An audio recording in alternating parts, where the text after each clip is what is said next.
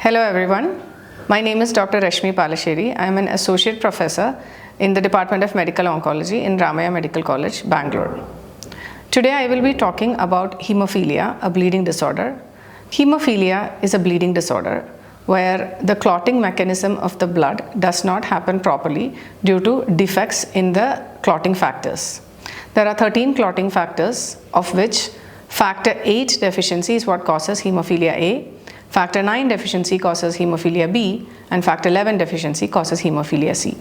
Among the three subtypes, A is more common. All three hemophilias are predominantly inherited disorders where the child is born with the disease due to a defect in the gene passed on from the mother in the case of hemophilia A and B, and either mother or father in the case of hemophilia C.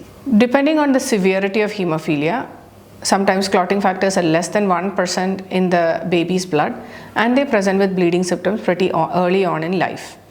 They can have bleeding in the brain soon after birth, or the bleeding symptoms can start with bruises, bleeding inside the joint as the baby starts walking, or bleeding when the tooth comes out or the tooth falls off.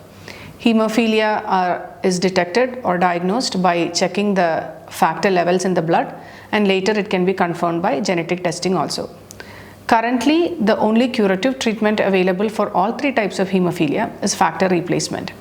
So we have factor 8 and 9 concentrates available for hemophilia A and B.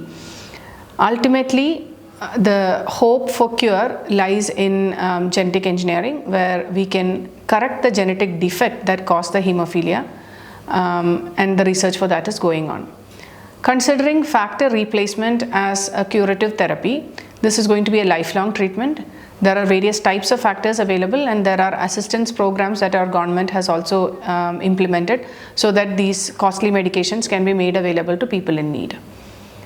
Hemophilia patients in the past used to have a lot of restrictions in their lifestyle because of the risk of bleeding with even trivial trauma. But with newer factors and factor bypassing agents available, a lot of hemophilia patients are able to lead a normal lifestyle and a normal activity level. Thank you.